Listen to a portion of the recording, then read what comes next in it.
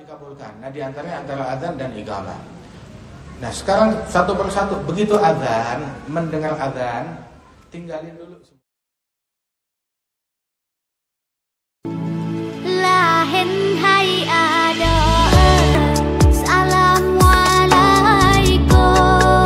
Ada momen-momen tertentu doa dikabulkan. Nah, di antaranya antara azan dan iqamah. Nah, sekarang satu persatu, begitu azan, mendengar azan, tinggalin dulu semua kegiatan. Ulama bilang, di antaranya Al-Imam Syekh Habib Bakar bin Salim, al-kalam as-sana al-adhan yuris su'al khatimah. Ngobrol di tengah-tengah azan, lagi tengah-tengah azan, dia ngobrol, itu dikhawatirkan bisa menyebabkan orang matinya su'il khatimah. Jadi dengerin dulu azan, simak dulu azan tersebut. Jangan ngomong saat dia dengar azan. Stop dulu kegiatan, dengerin azan. Ini panggilan sholat, panggilan dari Allah Ta'ala. Allah nyuruh itu muadzin panggil kita. Dengerin, jangan kita ngobrol, dengarkan. Berzikir, ingat kepada Allah Subhanahu Wa Ta'ala. Stop dulu semua kegiatan. Zakar Syekhina Al-Habib Umar bin Hafiz itu berkali-kali cerita kepada kita, bahkan di sebagian negeri yang ketika mendengar azan, lagi berjalan, tahu-tahu dengar azan, itu orang yang lagi jalan langsung stop, langsung dia duduk, dia menyimak azan. Subhanallah. Yang lagi kegiatan dengar azan, dia stop kegiatannya, dia duduk menyimak azan. Bahkan yang lagi berkendara, naik sepeda, naik motor, tahu-tahu dengar azan, dia pinggirin kendaraannya, dia turun dari kendaraan, duduk di tanah mendengarkan azan. Sebagian negeri zaman dulu tuh ta'zimnya kepada azan sampai sedemikian rupa. Dia stop semua kegiatan, dia dengarkan azan dan bersegera menuju azan, menuju masjid. Sama itu panggilan azan, hayya 'alal falah, ayo menuju kepada keberuntungan. Kalau seandainya dirubah menuju keberuntungan, orang berat mau datangnya, sungkan mau datangnya, dan dianggap tuh azan gangguan, lagi rapat asyik-asyik, lagi nonton seru-seru, azan dianggapnya gangguan. Soalnya panggilannya hayya 'ala shalah. Coba bayangin kalau panggilannya hayya 'ala sembako, hayya 'ala minyak goreng, hayya 'ala gaji, bonus, hayya 'ala diskon. Bagaimana kira-kira? Penuh membludak. Hayya 'ala shalah, hayya 'alal falah. Ayo menuju keberuntungan. Keberuntungan yang hakiki di situ. Ayo. Begitu dengar azan, fokus, jawab panggilan azan dan bersegera menuju masjid. Kemudian menjawab panggilan azan diajarkan oleh Nabi Muhammad SAW. Barang siapa yang dengar azan, kemudian dia ikuti seperti ucapan muadzin, Allahu Akbar, Allahu Akbar, Allahu Akbar, Allahu Akbar, asyhadu an la ilaha illallah, asyhadu an la ilaha illallah, asyhadu anna Muhammadar Rasulullah, asyhadu anna Muhammadar Rasulullah. Ketika dia hayya 'alata, hayya 'alata, hayya 'alatain itu, hayya 'alal falah dan hayya 'ala shalah, hayya 'alal falah, itu hayya 'alatain. Itu dia ucap la haula wala quwwata illa billah, la haula wala quwwata illa billah.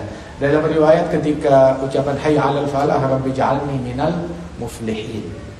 Dalam riwayat yang lain, hayya 'alal shalah, hayya 'alal falah. Kemudian Allahu Akbar, Allahu Akbar, la ilaha illallah. Terus begitu selesai azan, dia bersalawat kepada Nabi Muhammad sallallahu alaihi wasallam.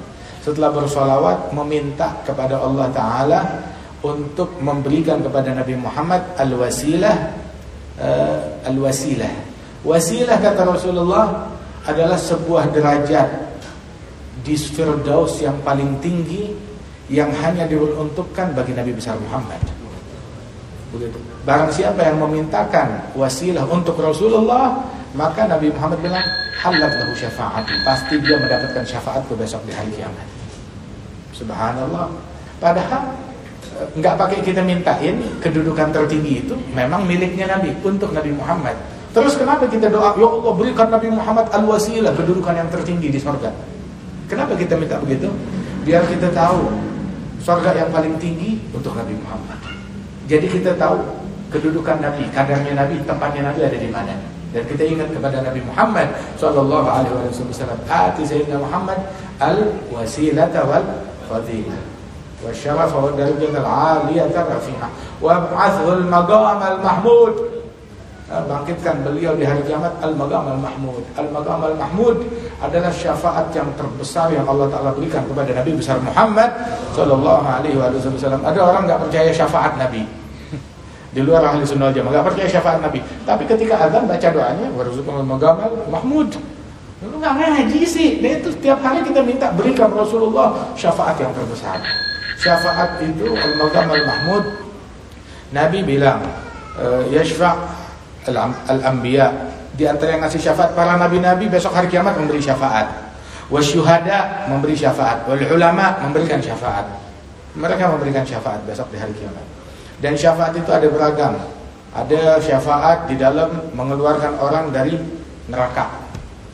Ada juga syafaat yang membuat orang nggak jadi masuk neraka. Ada juga syafaat yang membuat orang yang udah di surga dinaikin derajatnya lebih tinggi lagi di surganya Allah Ta'ala. Itu syafaat dengan segala ragamnya. Dan syafaat yang terbesar itu milik Nabi Muhammad adalah di dalam mengevakuasi manusia, semua makhluk, semua manusia di padang mahsyar dievakuasi. Bagaimana dievakuasinya? Nggak harus nunggu lama-lama. Setelah menunggu penantian 50.000 tahun, sampai tuh orang kafir ngejerit, ya Allah keluarin kita dari tempat ini, walaupun mesti ke neraka. Mereka belum tahu neraka kayak bagaimana. Maka di saat itu Nabi Muhammad SAW yang meminta, yang berdoa kepada Allah Ta'ala agar diproses manusia dengan cepat. Yang masuk surga ya diproses, yang ke neraka diproses, dan gak ada yang ketunda dan tertahan di padang mahsyar. Nah itu adalah al-maqam al-mahmud, syafaat yang terbesar yang Allah Ta'ala peruntukkan untuk Nabi besar Muhammad sallallahu alaihi wasallam. Yang baca doa habis azan tersebut, ikutin bacaannya muadzin.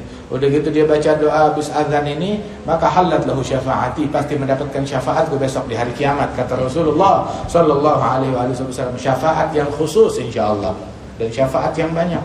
Nabi ngasih syafaat beragam. Ada syafaat yang umum mengevakuasi semua orang tuh dari padang mahsyar. Itu hatta orang kafir kebagian. Tapi bukan ke surga, dievakuasi dari padang mahsyar menuju tempat yang seharusnya masing-masing. Ada lagi syafaat Rasul sallallahu alaihi wasallam untuk pelaku dosa besar. Atau pelaku dosa besar. Nabi itu rahmat, penyayang.